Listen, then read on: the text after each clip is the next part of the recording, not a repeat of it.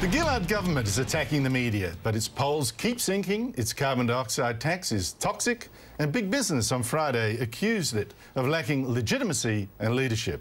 Joining me are former New South Wales Labor Treasurer Michael Costa and Liberal power broker Michael Kroger.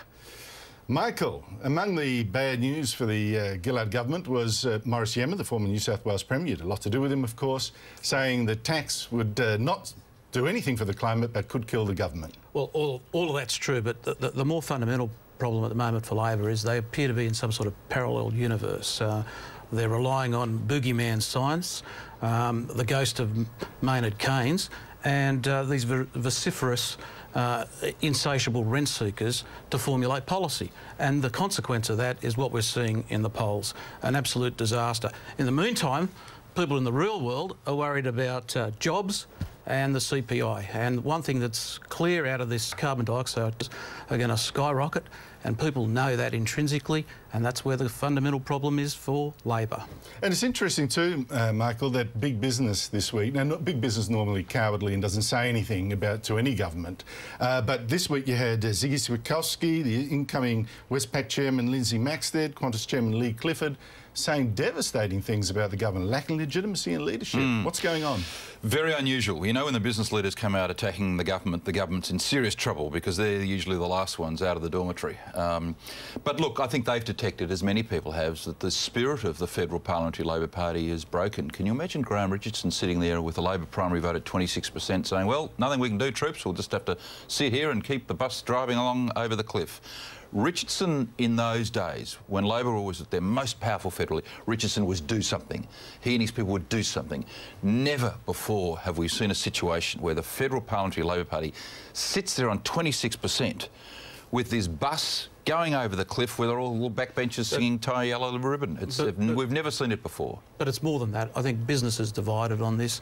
Clearly the government, through its appeasement of certain sections of business, that's the green rent seekers, has put off everybody else that's going to be a loser out of this carbon dioxide tax. And clearly they're responding to that. They've got to justify to their shareholders, their boards, where their business is going to be in 5 to 10 years, and it's looking grim if you're not in one of the chosen few green industries. But Michael, I see lots of Labor Party, ex-Labor Party office holders, you and many others, saying the carbon dioxide, the whole global warming thing is a scam or is wildly exaggerated, and measures like the carbon dioxide tax won't work.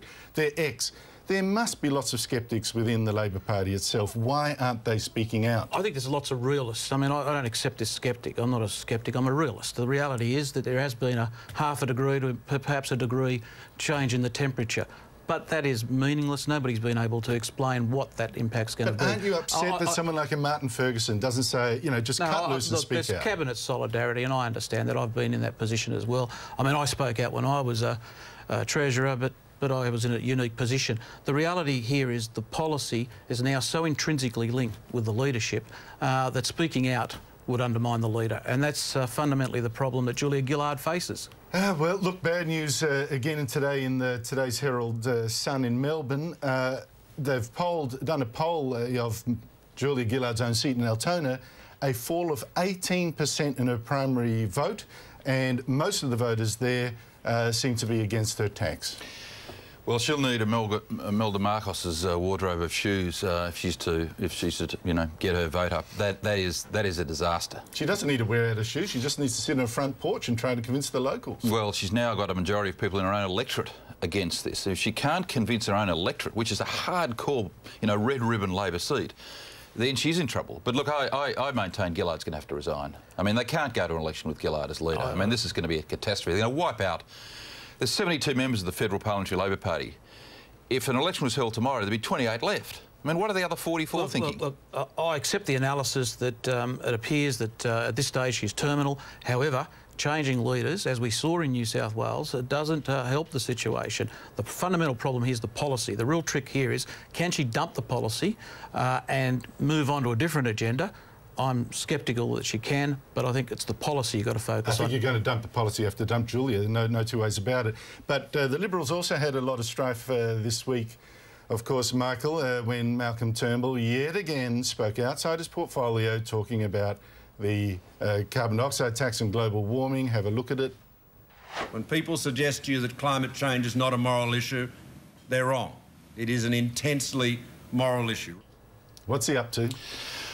Well, look, Malcolm's, I'm a friend of Malcolm's and, you know, I like him very much, but I think Malcolm has got to stick to his portfolio. I mean, it's too hard for a former leader who has a passionate belief in this area to keep talking about it at this time. I think he's got a big job to do in communications. It would be better all round if Malcolm stuck to that portfolio and, you know, let Greg Hunt and Tony Abbott lead the running on the major issue. This Michael is a friend and can't speak freely. You tell me what he's up to. I think what he should do is retire and take Kevin Rudd with him, and I think Australian politics would be a lot better for all.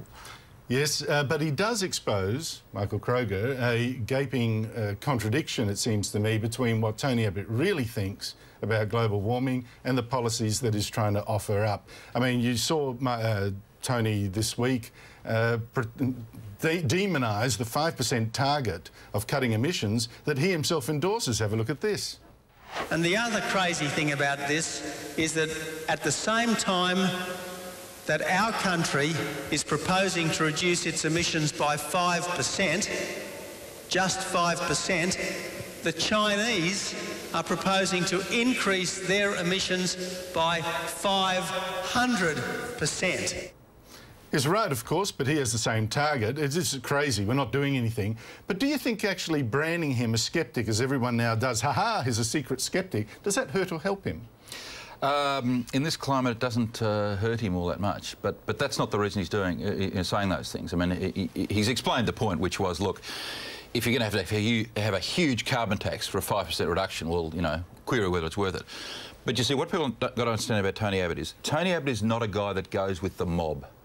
You know, I've known Tony for over 30 years. Tony's a very deep thing. He's a Rhodes Scholar. He's a brilliant guy. Tony doesn't follow the mob. So when the mob tries to say to him, you know, climate change is real over and over again, when you try and railroad Abbott, it doesn't work. He's got his own thoughts. He's got his own,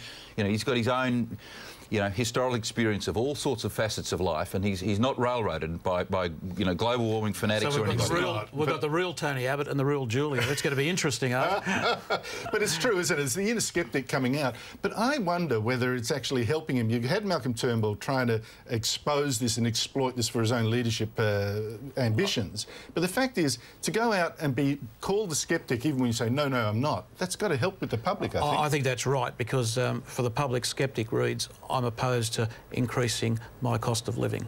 Simple as that. Forget about the complex debate about carbon dioxide and global warming and climate change. This is about cost of living for these people, and here's a bloke that appears to be on their side, so it does help him. Right, OK, and we can't leave without wishing Kevin Rudd all the best. Any leadership implications for the fact that he's off for 2 months having an aortic valve replacement? Well, to steal a line from the great Ronald Reagan, I hope all the doctors are Liberals. Michael Kroger, Michael Costa, thank you very much for joining me. Thank you, Andrew. Coming up, the man Julia Gillard is too scared to meet.